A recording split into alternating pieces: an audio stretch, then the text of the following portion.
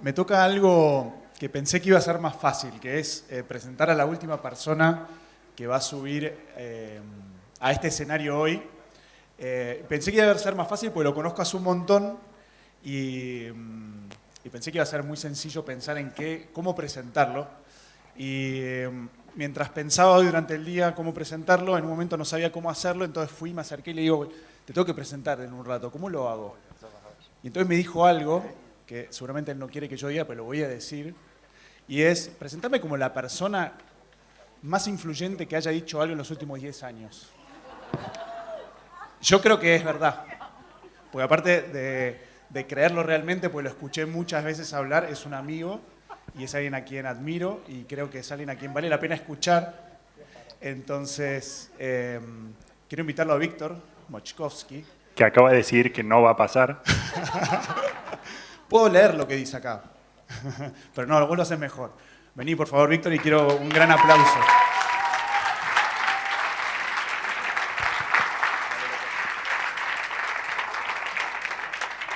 Quédate con quien mienta por vos como Martín. ¿Vamos en esa?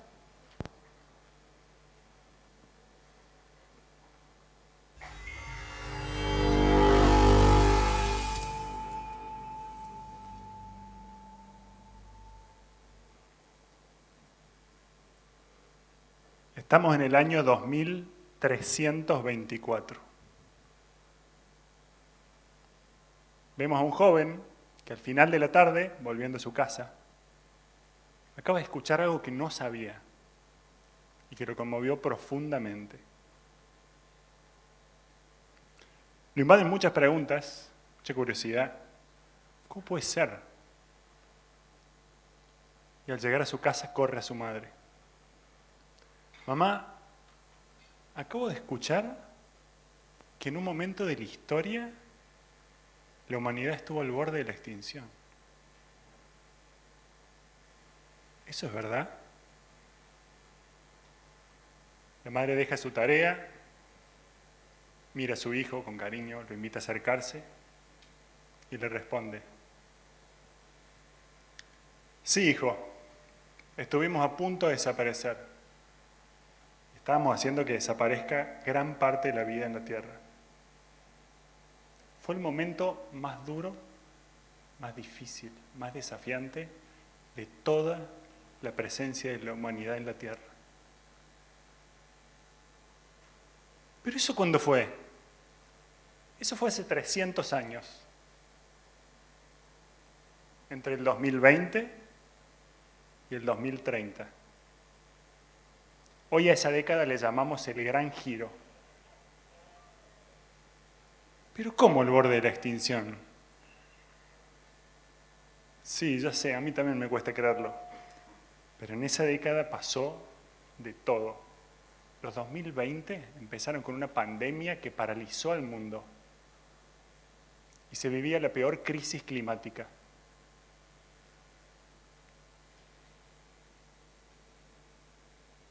Con olas de calor extremo, sequías, inundaciones, guerras, una tremenda pobreza, muchísima desigualdad. Crisis en todos los niveles. Y todas esas crisis estaban profundamente interconectadas entre sí. A esto le llamaron la metacrisis. En ese momento habíamos creado una civilización global basada en el crecimiento industrial, en el crecimiento económico. Y aunque hacía muchos años que los expertos anunciaban que esa lógica del crecimiento infinito no era sostenible, no era viable, los 2020 fueron la década en la que finalmente todos lo supieron. Porque habíamos alcanzado los límites del planeta y estábamos sufriendo las consecuencias. Los límites del planeta, sí, son las condiciones que hacen posible la vida humana en la Tierra, como el clima, las variables de temperatura, la acidez de los océanos, la cantidad de ozono en la atmósfera, la biodiversidad. Son 9. Y para la mitad de esa década ya habíamos cruzado 7 de los 9 límites planetarios. La situación era desesperante. Y además habíamos llegado a un punto en el que el 1% más rico porque en ese momento el dinero era importante, tenía más riqueza económica que el 95% de la población junta. Pero mamá, todo eso es absurdo. Sí, yo creo que esa es la mejor palabra para describirlo. Absurdo. Te puedo contar muchas cosas sobre esa época que no vas a poder creer. A ver, por ejemplo, había mucha gente que no tenía agua para tomar. No tenía acceso a agua potable. ¿Y el resto de la población qué hacía? En sus baños, hacía caca en agua potable. Así de absurdo. ¿Podés creer que envolvíamos nuestros alimentos y muchas otras cosas más en envases plásticos que usábamos solo unos segundos y descartábamos? Al día de hoy, 300 años después, todavía gran parte de esos plásticos están bajo tierra. El mar llegó a tener más plástico que peces. ¿Podés creer que usábamos venenos para cultivar nuestros alimentos? Estábamos empobreciendo los suelos. Esos alimentos ya casi no nos nutrían.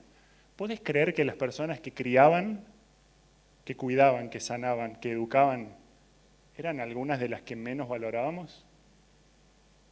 Y puedo seguir 2 horas contándote cosas que no vas a poder creer. Pero algo que a mí siempre me vuela la cabeza es que con el nivel de urgencia al que habíamos llegado y de colapso, todo esto no salía en todas las noticias. Es como si no hubiésemos querido verlo.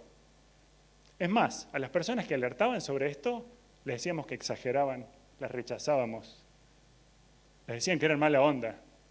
Incluso a los activistas ambientales pacíficos que buscaban cuidar los territorios, hasta se los encarcelaba, hasta los asesinaban. Era una locura. ¿Te imaginas? La verdad que no. ¿Cómo habrá sido para nuestros antepasados estar vivos en esos tiempos, mamá? Bueno, justamente, lo psicológico y lo emocional fue parte de los grandes desafíos de esta gran metacrisis. Porque quienes veían lo que estaba pasando sentían dolor, angustia, ansiedad, impotencia. Y quienes no podían verlo es porque estaban profundamente desconectados o preferían seguir distraídos. Porque en esa época nos habíamos hecho expertos en escapar. Escapar del dolor, escapar de la incomodidad. ¿Sabes cómo lo hacíamos? Consumiendo vorazmente. Consumiendo cosas que no necesitábamos, muchas. Consumiendo información que nos distraía y nos daba más ansiedad. Refugiados en pantallas. O refugiados en el hacer. Trabajando y trabajando sin parar. Pero en el fondo, nadie estaba realmente bien. En el fondo, hasta quienes no creían en el cambio climático y en los colapsos que estábamos viviendo, podían sentirlo. ¿Qué te quedaste pensando? Y en que si llegamos a ese punto, no entiendo cómo vos y yo estamos hoy acá. ¿Cómo lo logramos? Bueno, no es sencillo responder eso, porque este gran giro, este gran cambio que finalmente logramos dar, fue una compleja combinación de muchas respuestas a la metacrisis. Respuestas de todas las formas, en todos los niveles, a todas las escalas. Lo que sí te puedo decir es que no fue para nada fácil, porque lo que estábamos necesitando era transformar muy profundamente nuestra forma de ver el mundo, nuestra forma de habitar la Tierra. Ahora, hay algo que a mí me gusta mucho, que es que mientras muchos buscaban grandes soluciones en grandes tecnologías digitales y aeroespaciales, una de las claves fue una de nuestras tecnologías más antiguas, una tecnología social, la conversación.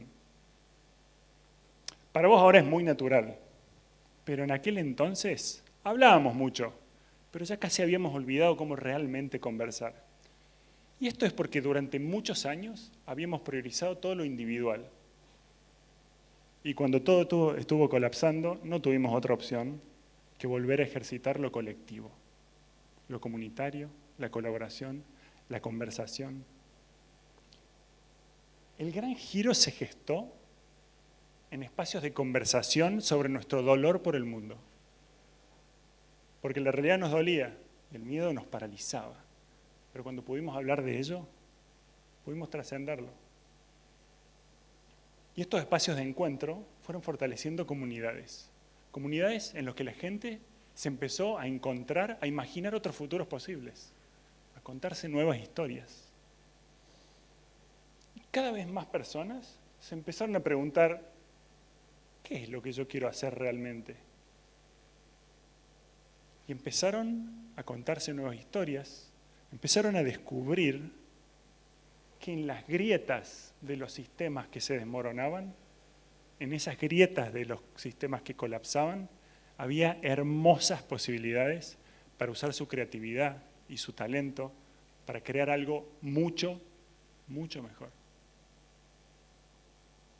Y esas personas fueron a sus lugares de trabajo y llevaron nuevas ideas, nuevas preguntas, y así surgieron nuevos proyectos y nuevos liderazgos.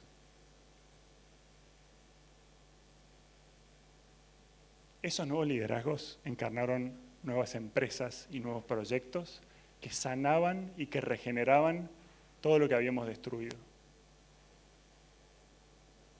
Y todas esas conversaciones, tanto diálogo, ayudó a disolver uno de los grandes desafíos de ese tiempo, la polarización. Y eso facilitó llegar a nuevos acuerdos y a nuevas acciones colectivas. Entonces la gente decidió salir masivamente a las calles a exigirle a los gobiernos que actuaran. Y los gobiernos tuvieron que actuar. Y como habíamos dejado de escapar del dolor, ya no necesitábamos consumir tanto. Entonces las que tuvieron que cambiar fueron las empresas. Y se gestaron y se fortalecieron nuevas economías. Economías al servicio del importante, al servicio de la vida. A mí me gusta decir que lo que pasó fue que habíamos vuelto a conectar con lo simple. Es como si nos hubiesen quitado un velo. Y de repente se había hecho evidente el absurdo.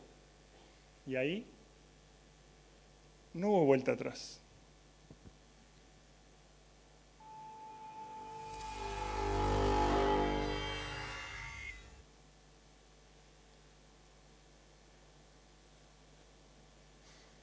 La verdad es que yo no sé si ese futuro del que hablo va a ser posible. A veces veo los datos del estado del mundo y creo que no vamos a llegar a dar ese gran giro a tiempo, que ya es demasiado tarde, que ya llegamos a demasiados puntos sin retorno. Y me invade la desesperación y el pesimismo. ¿Quiénes sienten a veces pesimismo sobre el futuro de la humanidad?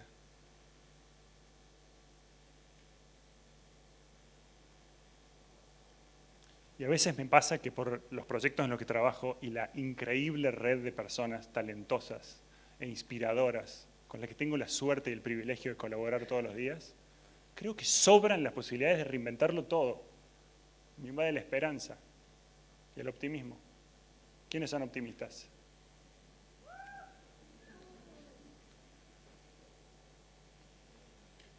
A veces soy pesimista y optimista el mismo día. Y a veces al mismo tiempo. ¿A alguien le pasa? Igual no me dan los números, ahí hubo mucho. ¿No te animaste a levantarlo primero? Cuando conecto con la desesperación, me desvela la pregunta, ¿cómo hacer para llegar a más personas para que hablemos sobre esto? Que al menos hablemos sobre el nivel de urgencia en el que estamos. Les juro que he probado de todo.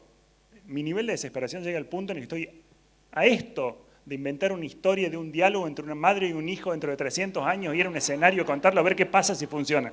No.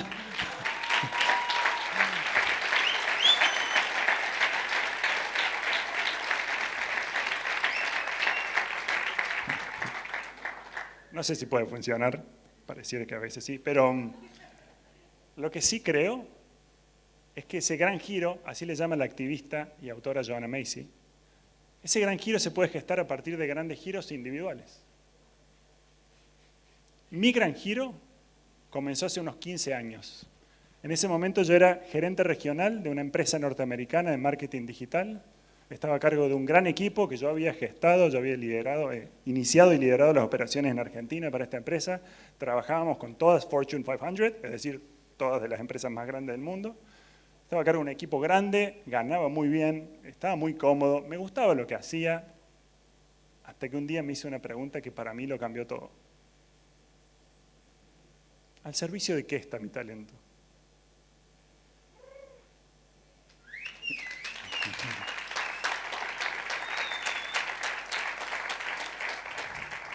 Ahora aplaudimos, pero fue muy incómodo en ese momento. No me gustó la respuesta. Al fin del día estaba dedicando mi tiempo, mi recurso más valioso, mi talento, mi energía, a ayudar que algunas de las empresas más grandes del mundo le vendieran a la gente cosas que no necesitaban. Y a mí me había empezado a doler el mundo. Esa incomodidad dio para mí lugar a una búsqueda de sentido. Yo pensé que si yo tenía el privilegio de poder hacerme esa pregunta, también tenía la responsabilidad de hacerlo y de actuar. Entonces decidí salir al encuentro, salir a buscar a personas que se estuvieran haciendo preguntas similares, que estuvieran en búsquedas similares, que tuvieran proyectos, que hubieran pasado a la acción, que me inspiraran. Esos espacios de encuentro, muchos, parte de este movimiento, al cual estoy muy agradecido porque espacios como el que están viviendo ustedes ahora son en los que yo encontré muchas personas. Esos espacios de encuentro para mí fueron clave porque me habilitaron y me abrieron un nuevo mundo de posibilidades que yo trabajando en la empresa en ese momento no conocía. Entonces, junté coraje y me decidí a renunciar a mi trabajo. Mucha gente, empezando por mis viejos, pensaron que estaba loco, pero desde entonces yo me dedico de muy diversas formas a crear, a facilitar esos espacios de encuentro en los que yo me imagino que se pueden estar gestando mejores futuros y, por qué no, mejores presentes.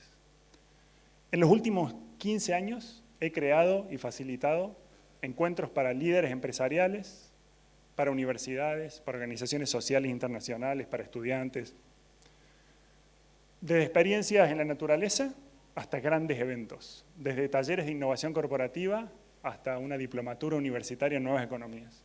Por esos espacios han pasado miles de personas de muchos países.